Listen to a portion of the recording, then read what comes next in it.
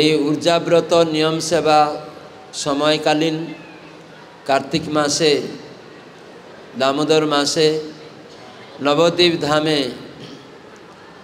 একদিনের জন্য সাধুসঙ্গ করার সুযোগ গ্রহণ করেছেন যে সমস্ত সজ্জন ভক্তমণ্ডলী, মাতৃমণ্ডলী, পিতৃমণ্ডলী, ভাই ও বোন, আপনাদের সকলকে সর্বপ্রথমে আন্তর্জাতিক কৃষ্ণ ভাবনামৃত সংঘ প্রধান কার্যালয় শ্রী মায়াপুর চন্দ্রোদয় মন্দির পক্ষ থেকে অসংখ্য ধন্যবাদ জ্ঞাপন করছি।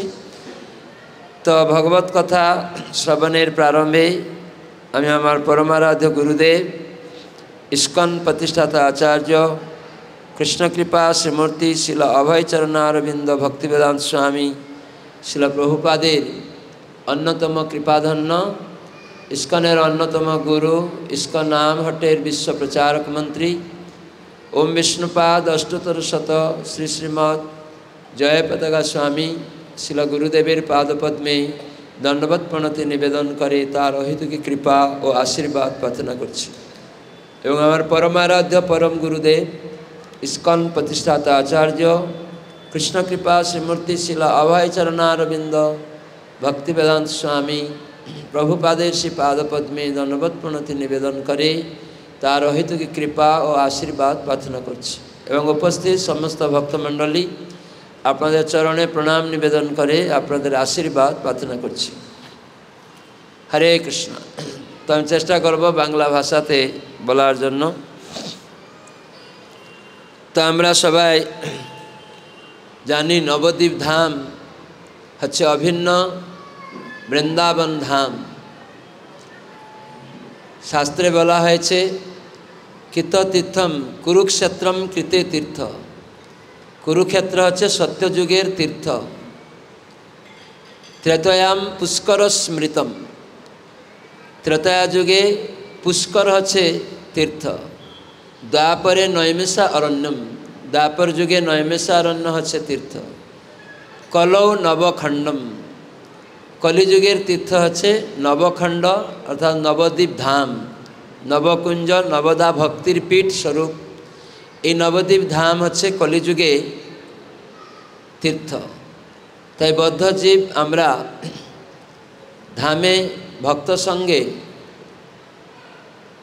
ধামের কথা ভগবানের কথা শ্রবণের মাধ্যমে আমরা আমাদের হৃদয়কে পবিত্র করে ভগবানের ভক্তি লাভ করতে পারি। তাই জন্য আমরা আজকে এখানে সাধুসঙ্গ করার সুযোগ নিয়েছি। আপনারা করিমপুর, তেহট্ট বা মুর্শিদাবাদের কিছু জায়গা থেকে ভক্তবৃন্দ একদিনের জন্য সকাল থেকে আপনারা ধামে জগন্নাথ দেবের দর্শন, মহাপ্রভু জন্মস্থান সহ ইস্কন মায়াপুরে ইস্কনের প্রধান কার্যালয় শ্রী মায়াপুর চন্দ্রোদয় মন্দিরে এসেছেন। তো এটি একদিনের জন্য হলেও সবাই আনন্দ লাভ করছেন, ভালো লাগছে। একদিনে এসে সকালে প্রসাদ পেয়েছিলেন সবাই, মধ্যাহ্নে প্রসাদ, তবে রাত্রেও প্রসাদ হবে। কেন? আচ্ছা, একটা গ্রুপ দেরিতে এসছে। যাই হোক, তো ধামে এসে যদি কেউ উপবাস থাকেও সেটাও ব্রত। সকালে যদি প্রসাদ নাও পেয়ে থাকে একবার, সেটাও ব্রত। কেন কখনো হয়তো আমাদের ব্রত কোনো সময় ভেঙেছিল, তাই জন্য মহাপ্রভু দেখলেন যে এদের একসাথে এই গ্রুপকে একবার উপবাস ধামে করিয়ে দিব। সেটা আমার আপনার ইচ্ছায় হয়নি, মহাপ্রভুর কৃপা ইচ্ছাতেই আমাদের কোনো একটি ব্রততে অভাব ছিল। সেজন্য মহাপ্রভু দেখলেন ধামে একবেলা উপবাস করা সেটা ভালো। কখনো কেউ কোনো নির্জলা একাদশীতে একবার করে না, তো এখানে একবার হয়ে গেল, তো খুব ভালো। সেখানে ধামে এসে কি পেলাম না নয়, ধাম দর্শনে ভক্ত সঙ্গে ভগবত কথা শ্রবণ দর্শনটাই হচ্ছে আসল জিনিস। প্রসাদও সঙ্গে ভালো, প্রসাদ ও কৃপা। তো যাই হোক, নবদ্বীপ ধামের অত্যন্ত মহিমান্বিত ধাম।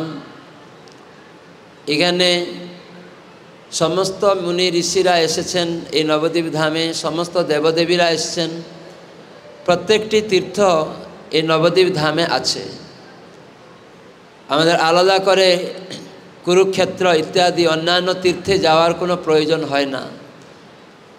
যদি নবদ্বীপ ধামে কেউ দর্শন করে তাহলে সমস্ত তীর্থের ফল এখানেই পেয়ে যাবে। নবদ্বীপ ধামে পরিক্রমা আমরা করি। কেন পরিক্রমা করি? না আমাদের জন্ম মৃত্যু চক্র থেকে মুক্ত হওয়ার জন্য। জড়জগতে আমরা কোনো জড় বিষয়কে কেন্দ্রতে রাখি, সেটাকে কেন্দ্রে রেখে পরিক্রমা করি সংসারে, তার জন্য বারবার জন্ম মৃত্যু চক্র হয়। কিন্তু যখন এই ধামে এসে ভক্ত সঙ্গে ভগবানকে কেন্দ্র করে যখন পরিক্রমা হবে, তখন আমাদের জন্ম মৃত্যু চক্র চিরতরের জন্য মুক্ত হয়ে যাবে। হরি বল। সেই জন্য নবদ্বীপ ধাম, বৃন্দাবন ধাম, পুরী ধাম এগুলি পরিক্রমা করা, ভক্ত সঙ্গে হরিনাম ভক্ত সঙ্গে করা, এটা অত্যন্ত মঙ্গলময়। তো নবদ্বীপ ধাম আর বৃন্দাবনের মধ্যে কোনো পার্থক্য নেই।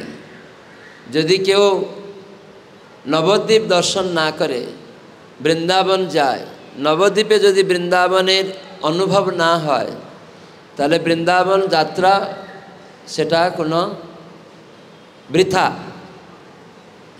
নবদ্বীপের বৃন্দাবনের দর্শন হলেই বৃন্দাবনে গেলে তখন সেটি বৃন্দাবনের কৃপা পাওয়া যাবে।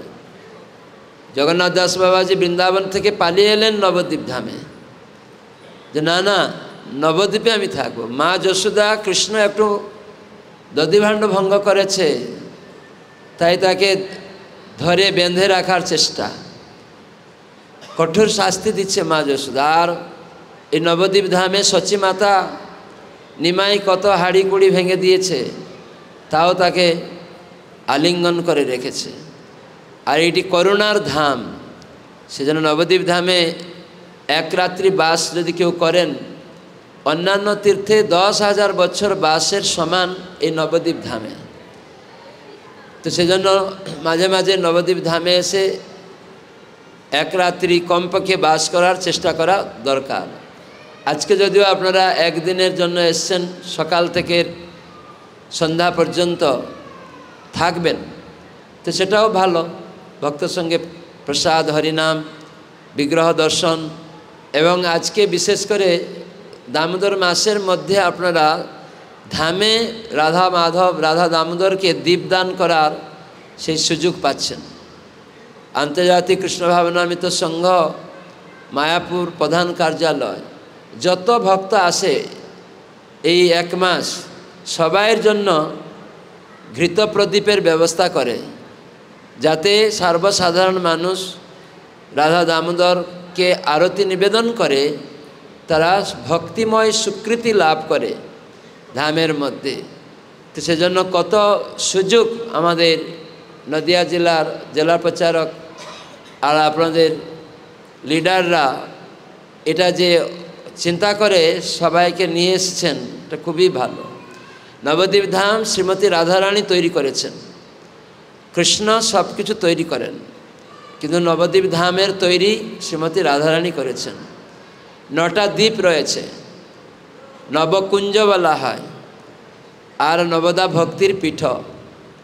শ্রবণ, কীর্তন, স্মরণ, বন্দন, দাস্য, সখ্য, আত্মনিবেদন, এই যে সব 9টা ভক্তি আছে অঙ্গ, এই নবদ্বীপ ধাম হচ্ছে এই 9টা ভক্তির পীঠস্বরূপ। এখানে যে দ্বীপে আমরা আছি এটা হচ্ছে নবদ্বীপের মধ্যবর্তী দ্বীপ। এটা পদ্ম ফুল আছে, পদ্ম ফুলের কর্ণিকা, তার চারিদিকে পাপড়ি আছে, 8টি দল, মাঝখানে কর্ণিকা বলা হয়। তো এই মায়াপুর হচ্ছে এই অন্তদ্বীপ। অন্তদ্বীপ হচ্ছে নবদ্বীপের কর্ণিকা, আর তার 8টা পাপড়ি রয়েছে, যেমন সীমন্ত দ্বীপ, গোদ্রম দ্বীপ, মধ্যদ্বীপ, কুলদ্বীপ, মুদন্দ্রম দ্বীপ, ঋতুদ্বীপ, জহ্নদ্বীপ, রুদ্রদ্বীপ, এভাবে 9টা দ্বীপ। তো এই নবদা ভক্তির পীঠস্বরূপ। আমরা জানি এখানে যে নবদ্বীপ ধাম আত্মনিবেদনাখ্য ভক্তির পীঠ। এখানে আত্মনিবেদন করার সুযোগ এসছে। বলি মহারাজ তিনি ভগবানের চরণে আত্মনিবেদন করেছিলেন, তাই সেই ভক্তির অঙ্গ যাজন করে ভগবানের কৃপা লাভ করলেন। যেখানে ভগবান তার দ্বারী হয়ে থাকলেন, তার যত সমস্ত কিছু রক্ষা করার জন্য ভগবান দ্বারী হয়ে গেলেন। তার মানে ভগবান এরকম ব্যক্তি, কোনো ব্যক্তি যদি তার চরণে আত্মসমর্পণ করে দেয় তাহলে ভগবান তার কাছে বিক্রি হয়ে যান। জড়জগতে অনেক লোক মুক্তি চায়, কিন্তু যুধিষ্ঠির মহারাজকে নারদ মুনি তিনি বলছিলেন, হে যুধিষ্ঠির মহারাজ, ভগবান কৃষ্ণ আপনাদের কখনো গুরু হয়েছেন, কখনো সখা, কখনো আপনাদের চাকরের মতো কাজ করেছেন। তো হচ্ছে ভক্তি যুগের ফলে এটা সম্ভব হয়েছে। মুক্তিম দদাতি কহির্চিত ন স্ম ভক্তি যুগম। কিন্তু ভগবান মুক্তি দেন, কিন্তু অতি সহজে ভক্তি দেন না। কেন না? ভক্তির দ্বারা ভগবান সেই ভক্তের কাছে বাঁধা পড়ে যান। তাই জন্য এই যে মাসটা কার্তিক মাস, ভৃত্যবশ্যতা ভগবান স্বীকার করেছেন। ভৃত্যবশ্যতা মানে, ভৃত্য মানে দাস, তো ভগবান হচ্ছেন প্রভু। আর সেই ভৃত্য ভগবানের সেবা করে, ভগবানকে এমনভাবে নিজের করে নেয়, আর সেখানে ভগবান তার প্রেমে বাঁধা পড়ে যান। যেমন এই মাসে মা যশোদা কৃষ্ণকে বাঁধলেন, কেউ বাঁধতে পারে না। তো সে কৃষ্ণকে রজু দিয়ে বেঁধেছিলেন বলে তার নাম হয়েছে দামোদর। তো ভগবানের নাম কি? সবাই বলুন, রাধা দামোদর, রাধা দামোদর, রাধা দামোদর। হরে কৃষ্ণ কৃষ্ণ কৃষ্ণ হরে হরে, হরে রাম রাম রাম হরে হরে। সেজন্য ভৃত্যবশ্যতা, তার মানে ভক্তের অধীন হয়ে যান ভগবান। সাধব হৃদয়ময়ম, সাধুরা হচ্ছে আমার হৃদয়। সাধু নাম হৃদয়ম তু অহম, আমি সাধুদের হৃদয়। মদ অন্য তে ন জানতি, আমাকে ছাড়া সাধুরা কাউকে চিনে না। আর তেহং নাম্য মনাগ অপি, আমিও সেই ভক্ত ছাড়া কাউকে চিনি না। হ্যাঁ, নাহং তেব্য মনাগ অপি। ভগবান এই কথা জানাচ্ছেন যে ভক্ত হচ্ছে আমার হৃদয়। তো কখন না, যখন সমস্ত ইন্দ্রিয় দিয়ে ভক্ত ভগবানের সেবা করবে।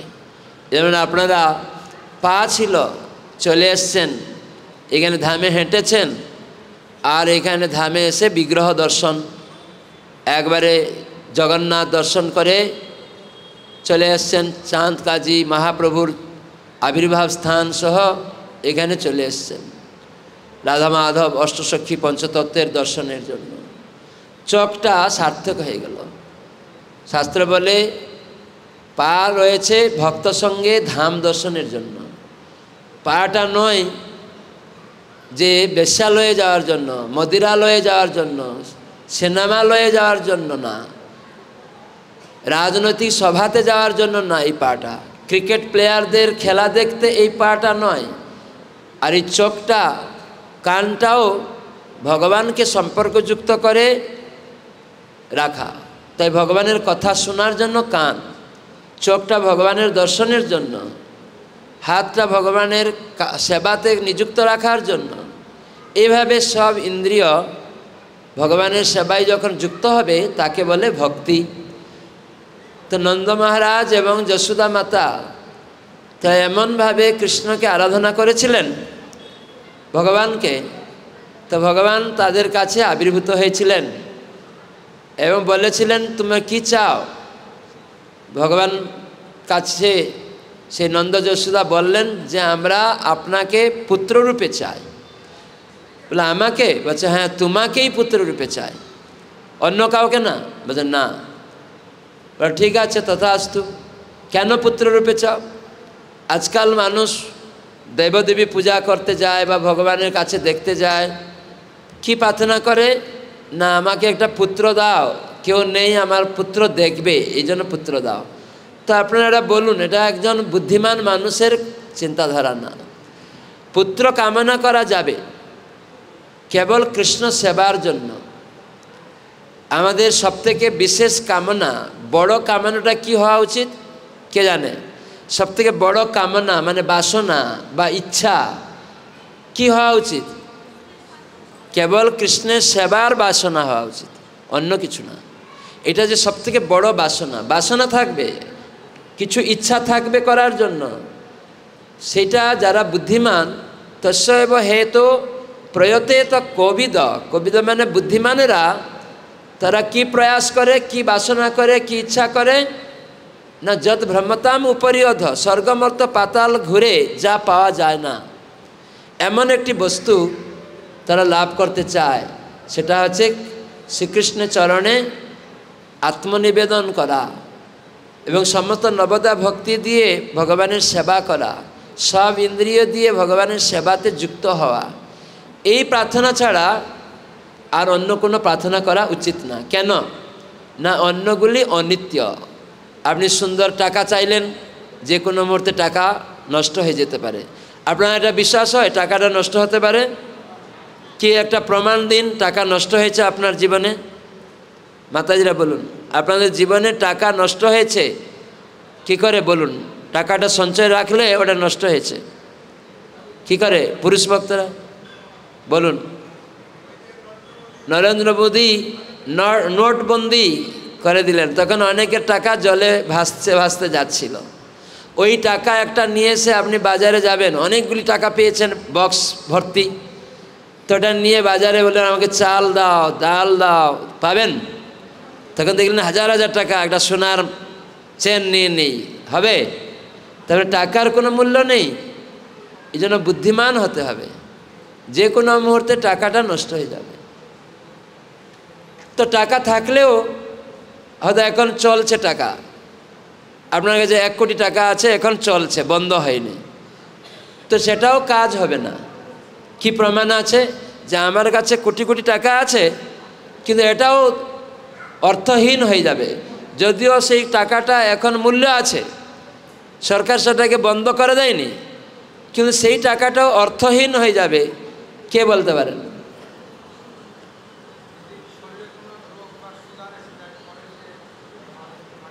ভগবান যদি বৃষ্টি বন্ধ করে দিবেন, আলো বাতাসা সব বন্ধ করে দিবেন, তাহলে চাষবাস হবে না। তখন আপনার টাকাটা তো মাটি নেওয়া, জল নেওয়া, খাওয়ার জন্য তৈরি করা, চাষবাস আর হবে? তাহলে অনেক কোটি টাকা আছে, বৃষ্টি নেই, চাষবাস নেই, কি খাবেন? বাজারে গিয়ে বলেন 1 কোটি টাকা দিচ্ছি, একটা চাল অন্তত দাও, আমার বাচ্চা ছেলে কান্না করছে, পাওয়া যাবে? পাওয়া যাবে না। তার মানে টাকা থাকলেই পাওয়া যাবে না। তো এইগুলি মানুষকে উপলব্ধি করতে হবে একটু। তো এই জন্য ইস্কন প্রতিষ্ঠাতা ছিল প্রভুপাদ, সারা বিশ্বের লোকে এইসব শিখিয়ে দিয়েছেন। প্রভুপাদ বলেছেন এই আন্তর্জাতিক কৃষ্ণ ভাবনামৃত সংঘ প্রত্যেকটা শহরে একটা করে শাখা দরকার। তো আপনারা করিমপুর শহরে শাখা দরকার ইস্কনের, এটা কয়জন চান? হাত তুলুন দেখি। করিমপুরকে কেন্দ্র করে একটা শাখা দরকার আছে? সবাই চাইছে। তো এই শাখা করতে গেলে সবাইকে আত্মসমর্পণ করতে হবে। যে ভগবানের সেবা করবেন বহু মানুষ, আপনি নিজে করবেন, আর অনেক করিমপুরকে কেন্দ্র করে তার চারিদিকে যত মানুষ আছে, মায়াপুরে অনেক সময় দূর হলেও করিমপুরের কাছে মায়াপুরের শাখা হয়ে যাবে। তখন সবসময় মায়াপুরে না আসলেও ওখানে এই চলো আমাদের ইস্কনের মন্দির এখানে রয়েছে কাছেই, দৌড়ে এসে স্বামীত্রী চলো সবজি টবজি নাও, দুধটা নাও, গিয়ে চালটা নাও, চলো একটু ওখানে রান্না করে ঠাকুরকে ভোগ লাগাবো, দীপদান করবো দামোদর মাসে, চলো চলো গ্রাম থেকে সবাইকে নিয়ে চলে যাবো। তো এইরকম আপনারা চেষ্টা করছেন। আমি শুনলাম যে করিমপুরের কাছেই সেখানে কিছু জমি সংগ্রহ করছেন ভক্তরা। তো সেই জমি সংগ্রহ করতে তারা তাদের অর্থ প্রদান করছে, লক্ষ্মী নারায়ণের সেবাতে দান করছে। তারও অনেক অর্থ লাগবে সেই জমিটা সম্পূর্ণভাবে নিয়ে রেজিস্ট্রি করতে। তো আপনারা সবাই চেষ্টা করবেন, ইঁদুর মানে যেমন কাঠবিড়াল এক দানা বালি ফেলে লঙ্কাতে যাওয়ার জন্য রামচন্দ্রের সেতুবন্ধে সাহায্য করছিল আর রামচন্দ্রের কৃপা লাভ করতে পেরেছিল, ঠিক সেরকম আপনাদের সামর্থ্য অনুসারে, ক্ষমতা অনুসারে আপনারাও এই ভগবত ভক্তিমূলক সেবা করিমপুর এলাকায় যে একটা সুযোগ দেওয়া হচ্ছে, তা আপনারাও সেখানে অংশগ্রহণ করবেন। কয়জন করবেন হাত তুলুন দেখি। সবাই করবেন, বিভিন্নভাবে অংশগ্রহণ করবেন, আর্থিকভাবে, কায়িকভাবে, উপদেশ দিয়েও কিভাবে করা যাবে। আমি শুনছিলাম অনেক ভক্ত সুন্দর সুন্দর প্ল্যান বুদ্ধি দিচ্ছে যে করিমপুরে অতি শীঘ্র ওখানে ইস্কনের শাখা হয়ে যাবে। অলরেডি ইস্কন মানে ইস্কন যে পারমিশন দেয় করিমপুরে একটি শাখা হবে, তো সেটা অলরেডি আমাদের কয়েকদিন আগে একটা মিটিং হয়েছিল জুমে। তো সেই জুমে সকলে সমর্থন করে দিয়েছে যে এটা এখন আপনারা রেজিস্ট্রি করে নিন, কিন্তু ওই জমি পেতে অনেক টাকা প্রয়োজন, ওখানে অনেক টাকার অভাব, 1,20,00,000 টাকা লাগবে। তো সেখানে অলরেডি অনেক ভক্ত 40 লাখ টাকা পর্যন্ত দিয়ে দিয়েছে, আরও কত 80 লাখ টাকা লাগবে রেজিস্ট্রি সহ। তো আপনারা আপনাদের আত্মীয় স্বজনদের বলবেন, কারো অনেক সময় দান করার ইচ্ছা হয়, তো এখানে এই ভগবানের সেবার সুযোগ করার জন্য জমি সংগ্রহতে সাহায্য করবেন। আর সেখানে সুযোগ আসবে আপনারাই আরতি করতে পারবেন, বিগ্রহতে গিয়ে আরতি করবেন, রান্না করে ভোগ লাগাবেন। এইসব সুযোগ লোকাল এরিয়াতে যে মন্দিরগুলি হয় সে লোকাল ভক্তদেরকে দেওয়া হয়। আমরা দেখছিলাম শান্তিপুরে, দেখছি আমি গিয়েছি 2 দিন আছি, মহারাজ আপনি এসছেন, আমরা এসে রান্না করব কৃষ্ণ রায়ের জন্য। তো এরকম অনেক ভক্ত কম্পিটিশন করে চলে আসছে, চাল ডাল তরি তরকারি নিয়ে চলে আসছে, রান্না করে ভোগ লাগাবে আর ভক্তদেরকে প্রসাদ বিতরণ করবে। তো এইরকম যে উৎসাহ নিয়ে আসছে, সুযোগ পাচ্ছে না, অনেক ভক্ত সুযোগ পাচ্ছে না, না না আমি আজকে করব, তুমি কালকে, বলছে না কালকে আমার আছে, না আমার, তাহলে দেখা যায় 1 বছর পর্যন্ত সুযোগ পাবে না। তো সেই জন্য আগে আগে আপনারা এই সুযোগ নিয়ে নেবেন যে না না এই করিমপুরের জমি সংগ্রহতে আমার একটা নাম ওখানে আমি রাখতে চাই। তো সেখানে আপনি সেই সুযোগ এখনও চেষ্টা করুন।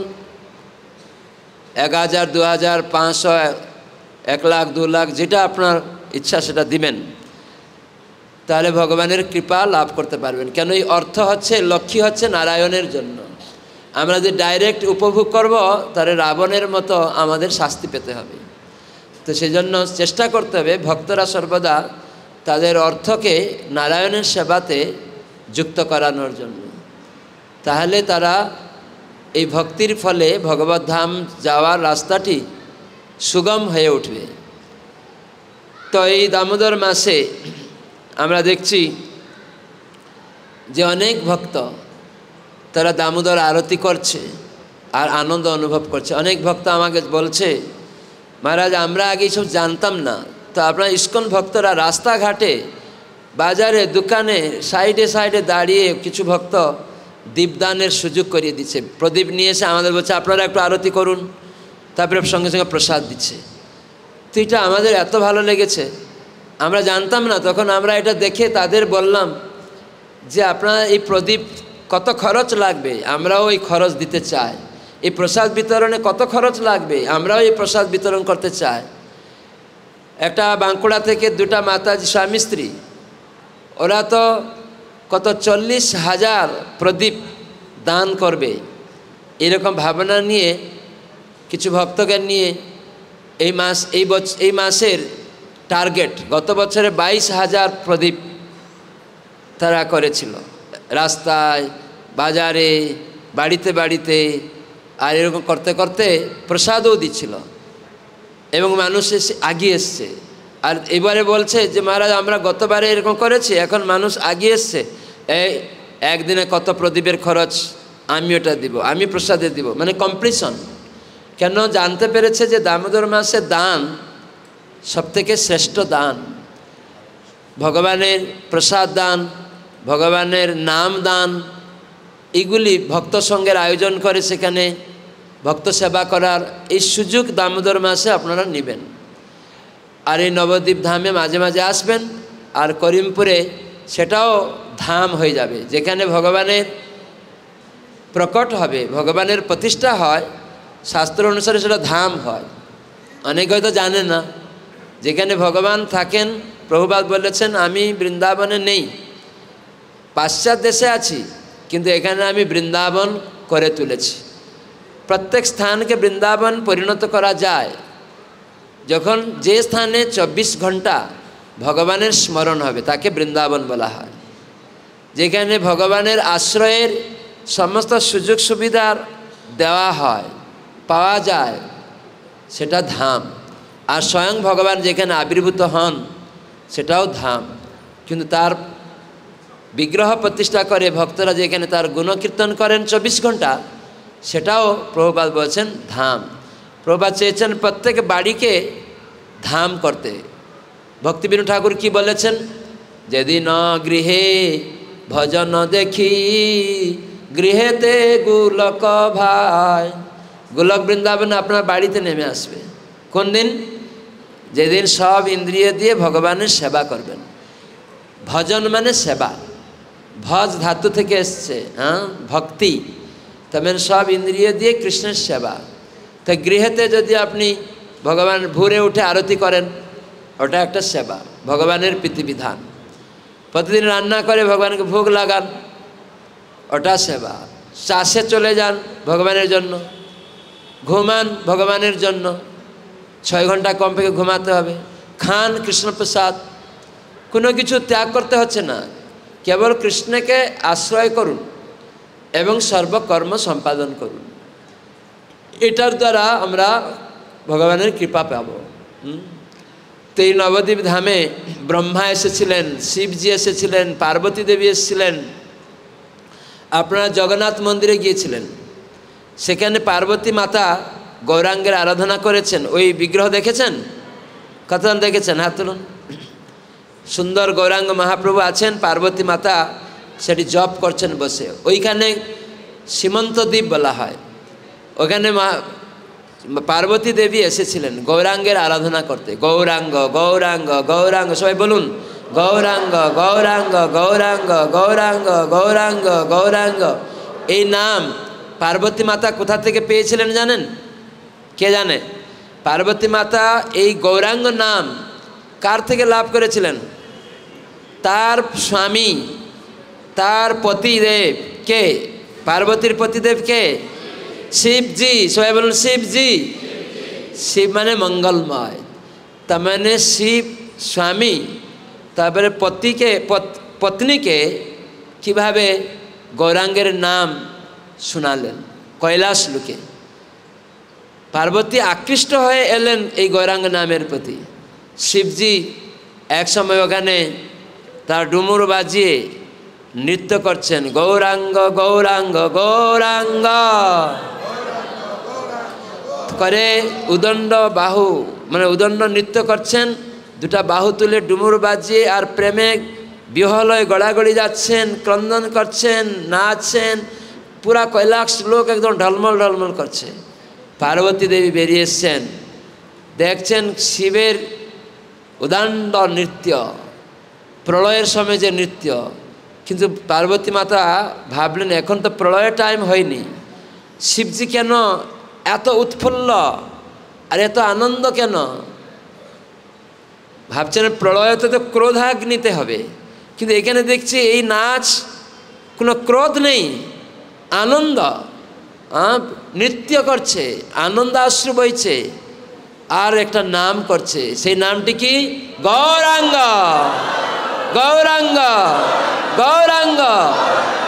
তো পার্বতী মাতা এসে শিবজিকে ধরেছেন, বলুন আপনি কি নাম করছেন? এ তো আমি নাম শুনিনি আগে কোনো দিন, আর এই নামে আপনি এত প্রেমে বিহল হয়ে যাচ্ছেন। ইনি কে? এই গৌরাঙ্গ কে? তিনি কোথায় থাকেন? অনেকগুলি প্রশ্ন দিয়েছেন। তখন শিবজি বলেন, আমি, আমার প্রভু কে? শিবের প্রভু কে? শিবের আরাধ্য কে? কে আছে শিবের মাথায় এরকম? অনন্তদেব, নাগরাজ, নাগরাজ, সমস্ত নাগের মধ্যে রাজা অনন্তদেব। তিনি বলরামের প্রকাশ, কৃষ্ণের বড় ভাই বলরামের প্রকাশ অনন্তদেব এই ব্রহ্মাণ্ডকে ধারণ করে রেখেছেন। আর শিবজি সেই অনন্তদেবের পূজা করেন, আরাধনা করেন, মাথায় রেখে দিয়েছেন। যে অনন্তদেব ব্রহ্মাণ্ডকে ধারণ করে রেখেছে, আর শিবজি কিনা তার মাথায় অনন্তদেবকে ধারণ করে রেখেছেন। সেজন্য নাগরাজ একটা সংহিতা লিখেছেন, অনন্ত সংহিতা। তো সেই অনন্ত সংহিতাতে এই নবদ্বীপ ধামের কথা বলা আছে, যেখানে রাধারানী এই নবদ্বীপ তৈরি করেছেন। আর এই নবদ্বীপ ধামে এসে যদি কেউ গৌর আরাধনা করে, তারা কৃষ্ণ প্রেম, কৃষ্ণ নাম করে, তারা কৃষ্ণ প্রেম পাবে। এই জন্য পার্বতী মাতা যেই শুনলেন শিব থেকে, তিনি চলে এলেন এই নবদ্বীপ ধামে। তখন কলিযুগ আরম্ভ হয়নি, দ্বীপ নৃত্য সবসময় আছে। তখন পার্বতী মাতা এসে ওই যে দেখে আসলেন সীমন্ত দ্বীপে, ওখানে তিনি বসে শিবজি থেকে প্রাপ্ত গৌরাঙ্গ নাম করতে লাগলেন। তো এই জন্য স্বামীর কর্তব্য স্ত্রী পুত্র কন্যাকে ভগবানের নাম শোনানো। আপনারা আপনাদের স্ত্রী পুত্র কন্যাদের আত্মীয় স্বজনদের শোনান হরিনাম, গৌরাঙ্গ নাম শোনান? কয়জন শোনান? হাত তুলুন দেখি। শোনায় না কেউ? যারা শোনান হাত তুলুন। কৃষ্ণ নাম বলেন অন্যকে? খুব কম। আপনারা ভিতরে ওখানে বসে আছেন, আপনারা নিজে হরিনাম করেন না, অন্যকে করান না, তাহলে ওটা খারাপ। কলিযুগে ভগবানের নাম করতে হবে, অন্যকে শিখাতে হবে। তো আপনার ভাগ্যবান এসেছেন ধামে, হরিনাম শিখুন, নিয়ে যান, আর প্রতিদিন হরে কৃষ্ণ কৃষ্ণ কৃষ্ণ হরে হরে, হরে রাম রাম রাম হরে হরে, এটি 108 বার বলে কীর্তন জপ করবেন। আর গৌরাঙ্গের নাম তার আগে করবেন। শ্রীকৃষ্ণ চৈতন্য প্রভু নিত্যানন্দ শ্রী অদ্বৈত গদাধর শিবাসাদি গৌর ভক্তবৃন্দ, গৌরাঙ্গ তার মধ্যে আছেন। শ্রীকৃষ্ণ চৈতন্য তিনি গৌরাঙ্গ। তো এইভাবে একসাথে তার পার্শ্বদ নাম করে এই হরিনাম জপ করলে আমরা অপরাধ মুক্ত হই এবং মহাপ্রভুর কৃপা লাভ করতে পারি। তো সেজন্য আপনারা চেষ্টা করবেন, জপমালা যারা নেননি নিয়ে যাবেন, গীতা ভাগবত নেই নিয়ে যাবেন। কেন? প্রভুপাদ 4টা জিনিস ইস্কন প্রতিষ্ঠা করে শিখিয়ে দিয়ে গেছেন, ABCD। প্রত্যেক দিন ভক্ত তার ছেলে মেয়ে স্ত্রী পুত্রকে নিয়ে সাধুসঙ্গ করবে বাড়িতে। সপ্তাহে একদিন অন্য পরিবারকে নিয়ে সাধুসঙ্গ করবে, 2-4 পরিবারকে মিলিয়ে বা আমন্ত্রণ করবে, আমার পরিবারে আপনার 3 পরিবার আসুন, আগামী সপ্তাহে আপনার পরিবারে আমরা যাব, আর 3 পরিবার আসবে। এইরকম ঘুরে ঘুরে অন্য পরিবারকেও সাধুসঙ্গে সুযোগ করিয়ে দেওয়া, নিজের নাম করা, অন্যকেও করানো। তাতে মহাপ্রভু জগন্নাথ কৃষ্ণ তিনি অত্যন্ত প্রীত হন এবং তিনি বলেছেন গীতায় যে সেই ভক্ত ছাড়া আমার আর কেউ প্রিয় নেই, কেউ হবে না, কেউ ছিল না তার মতো ভক্ত। সেজন্য আপনারা নিজের বাড়িতে সাধুসঙ্গ করবেন, আবার অন্য পরিবারে সাধুসঙ্গ করার সুযোগও দিবেন, তাদের আমন্ত্রণ করে বা তাদের বাড়িতে গিয়ে।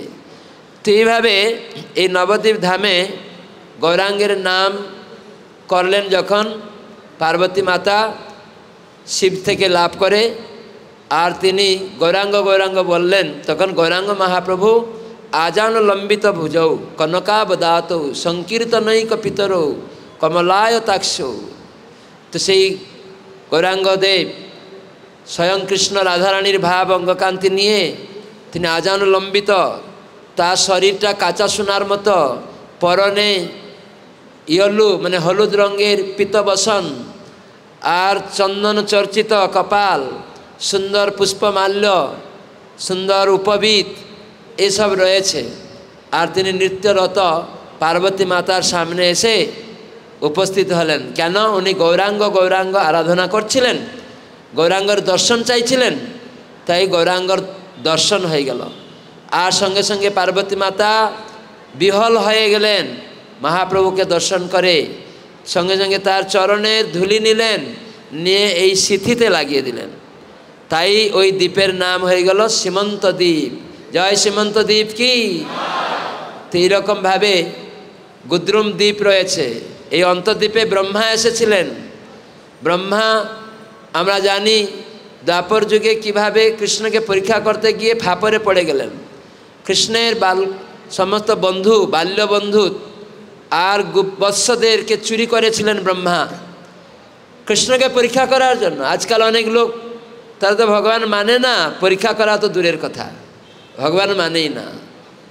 কিন্তু তখন ব্রহ্মা তিনি যখন শুনলেন যে এই কৃষ্ণ স্বয়ং ভগবান, কিন্তু তার মধ্যে সন্দেহ ছিল যে এই কৃষ্ণ যদি স্বয়ং ভগবান হবেন তাহলে সে গরু চড়াচ্ছে, বাছুর চড়াতে যাচ্ছে, বন্ধুদের এঁঠো খাচ্ছে, খেলা করতে গিয়ে হেরে যাচ্ছে, এই কীরকম ভগবান? পরম ব্রহ্ম, সব শক্তিমান, সব কিছু তার মধ্যে আছে, আর তিনি কিনা খেলাতে হেরে যাচ্ছেন, তিনি এঁঠো খাচ্ছে গিয়ে, ক্ষিদার্ত হয়ে যাচ্ছে, মা যশোদার কাছে কান্না করছে ক্ষিদার্ত হয়ে, আর মার যশোদার লাঠিকে দেখে ভয় পাচ্ছে।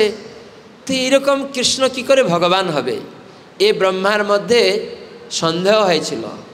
সব দেবতারা, ইন্দ্রও সন্দেহ হয়েছিল। কয়েকদিন আগে গোবর্ধন পূজা হলো, ইন্দ্রেরও সন্দেহ ছিল এই কৃষ্ণ নন্দ মহারাজের বেটা, যশোদানন্দন এ সাধারণ মানব শিশু।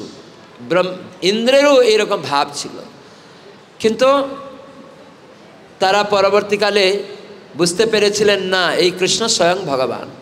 তাই সেই ব্রহ্মা পরে যখন বুঝলেন যে কৃষ্ণ নিজেকে গোবৎস রূপে, গোপসখা রূপে প্রকট করেছেন, তিনি যখন দেখলেন গুহাতেও সেই সখারা আছে, গোবৎসরা আছে, আবার বৃন্দাবনেও দেখছে দৈনিক কৃষ্ণ সেই গোপসখা গোপবালকদের নিয়ে গোচারণে আসছে। আশ্চর্য! এরকম 1 বছর ব্রহ্মা দেখছেন। ব্রহ্মার কাছে টাইমটা এই গিয়ে আসা, কিন্তু মর্ত্যমণ্ডলে 1 বছর হয়ে গেছে। ব্রহ্মা তো সত্যের লোকে, তার গণনা অনুসারে এই যাওয়া আসা হয়ে গেছে 1 বছর। তো ব্রহ্মা যে লুকিয়ে রেখেছিলেন, পরে দেখলেন যে না, তখন কৃষ্ণ প্রত্যেকটা গোবৎস গোপবালক চতুর্ভুজ রূপে ব্রহ্মাকে দর্শন দিলেন। তখন ব্রহ্মা বুঝতে পারলেন। তখন উনি প্রার্থনা করেছিলেন যে প্রভু, আপনার কৃপা ছাড়া আপনাকে বোঝা যাবে না, জ্ঞানের দ্বারা আপনাকে বোঝা যাবে না, অতএব আপনি আমায় কৃপা করেছেন। অনেক যুগ যুগ ধরে যদি তোমাকে বিচার করে পাওয়ার জন্য চেষ্টা করে, তোমাকে পাওয়া যাবে না, তোমার কৃপা ব্যতিরেকে। অন্ধকার হয়ে গেল, সূর্য চলে গেল, আমরা রাত্রিবেলা হাজার হাজার পাওয়ারের লাইট জ্বালিয়ে কি সূর্যদেবকে দেখতে পারবো? কোনো বৈজ্ঞানিক উপায়ে সূর্যদেবকে দেখার আছে রাত্রে দেখার? সূর্যের করুণায়, তার কিরণে আমাদেরকে অপেক্ষা করতে হবে তার দর্শন পাওয়ার জন্য। ঠিক সেই রকম ভগবানের দর্শন ভগবানের করুণাতে হবে। যেমন সূর্য কিরণে সূর্য দর্শন হয়, অপেক্ষা করতে হয়, ঠিক সেরকম ভগবানের কিরণ কণা হচ্ছেন ভগবানের শুদ্ধ ভক্তগণ। তাদের মাধ্যমে ভগবানের দর্শন লাভ হবে, নাহলে বা ভগবানের কথা শুনে পবিত্র হওয়া যাবে। তো সেজন্য আমাদের ভক্ত সঙ্গে ভগবানের কথা শুনতে চেষ্টা করতে হবে। তো এইখানে ব্রহ্মা যখন ওখানে এইরকম ভগবানের চরণে অপরাধ করেছিলেন, সব চুরি করে গোপসখাদের গোবৎসদেরকে আলাদা করে দিয়েছিলেন, তখন ব্রহ্মার খেদ হয়েছিল, দুঃখ হয়েছিল। ভগবান অপরাধ মুক্ত করে দিলেও ব্রহ্মা তিনি ভাবলেন এই কৃষ্ণ কলিযুগে গৌরাঙ্গ রূপে আবির্ভূত হবে, তো ঔদার্য অবতার, তো আমি আগে গিয়ে গৌরাঙ্গের আরাধনা করব। তো ব্রহ্মা এই নবদ্বীপ ধামে এসে ওই যে মহাপ্রভু জন্মস্থান ওইখানেই এসে তিনি আরাধনা করলেন। তার অন্তরের কথা ভগবান মহাপ্রভু আবির্ভূত হয়ে তার অন্তরের কথা বলেছিলেন ব্রহ্মাকে, এই জন্য ওটা অন্তদ্বীপ হয়ে গেল। যে ব্রহ্মাকে বলেছিলেন যে আমি এখানে আবির্ভূত হব সচ্চিনন্দন রূপে, জগন্নাথ মিশ্রের পুত্র রূপে, ব্রাহ্মণ কুলে এখানে আমি প্রকট হব এবং হরিনাম সংকীর্তন করব, তুমি আসবে, আমি রাধা রানীর ভাব অঙ্গকান্তি নিয়ে আসব। এইসব গোপন কথা অন্তরের কথা প্রকট করলেন ব্রহ্মার কাছে, এই জন্য ওই দ্বীপের নাম হয়ে গেল অন্তদ্বীপ।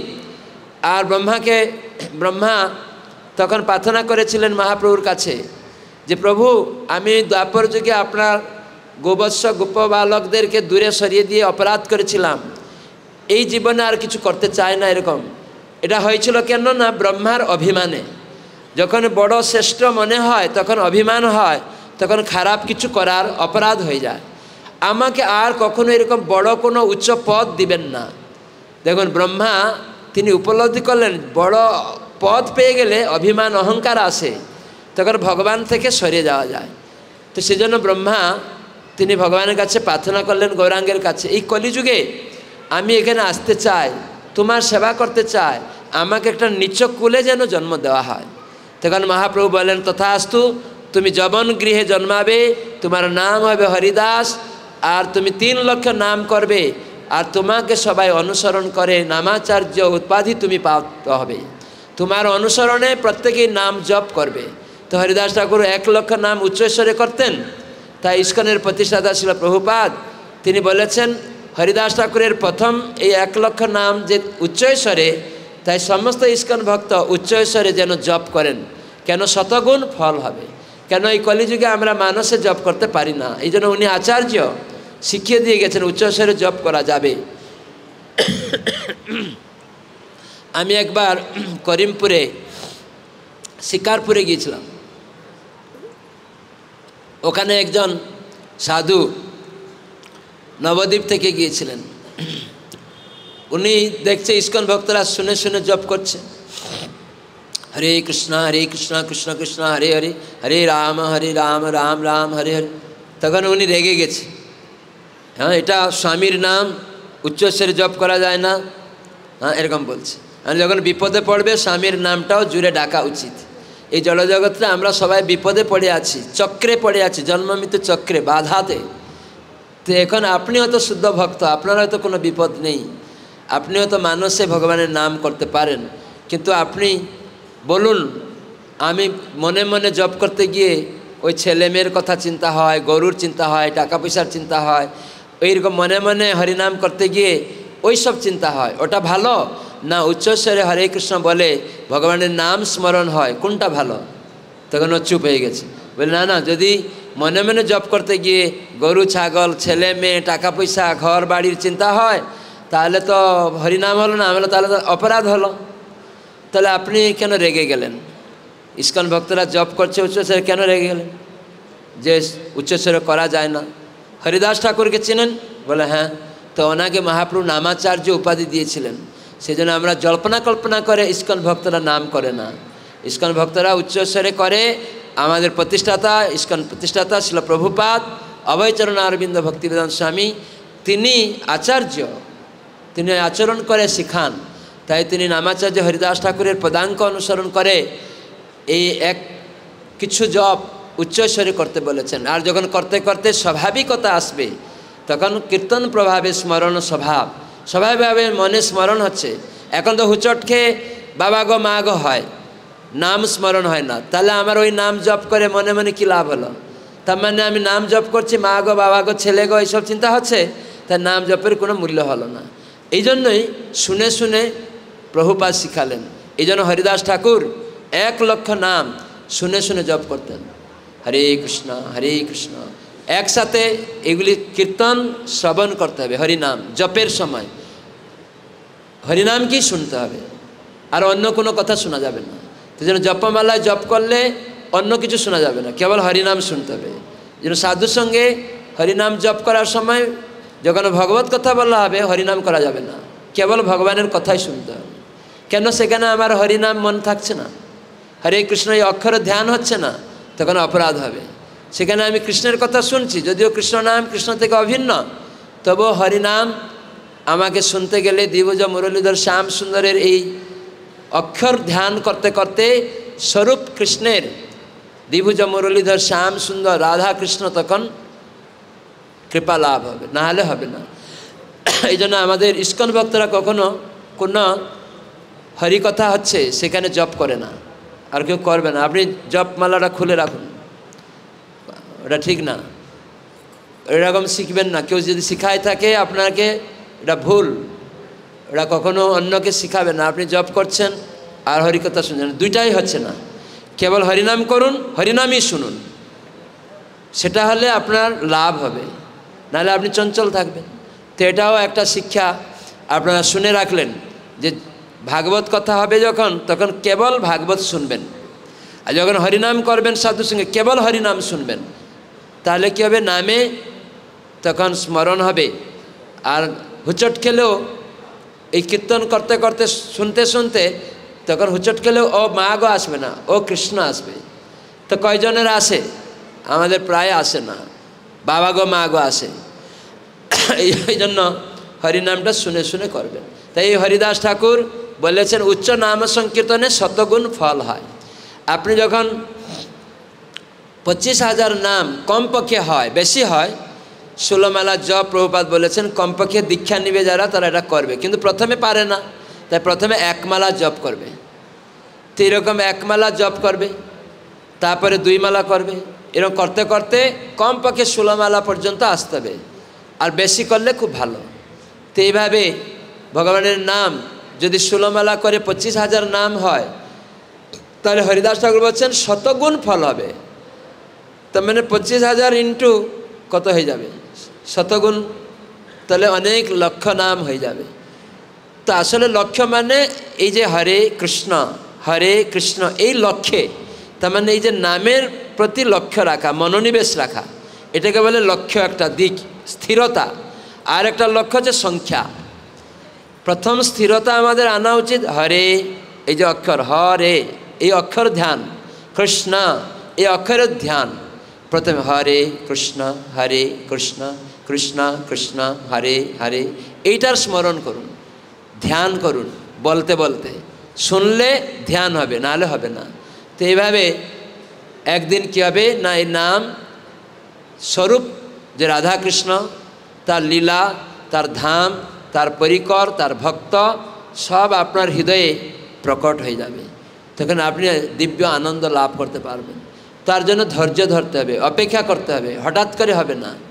সেজন্য কনিষ্ঠ ভক্ত আমরা, কনিষ্ঠরও কনিষ্ঠ নয়, তাই অভ্যাস করে যেতে হবে। তো এই ব্রহ্মাকে মহাপ্রভু আশীর্বাদ দিলেন যে তুমি যবন কুলে আবির্ভূত হও, তোমার নাম হবে হরিদাস, তুমি 3 লক্ষ নাম করে জগতে নামের মহিমা প্রচার করো।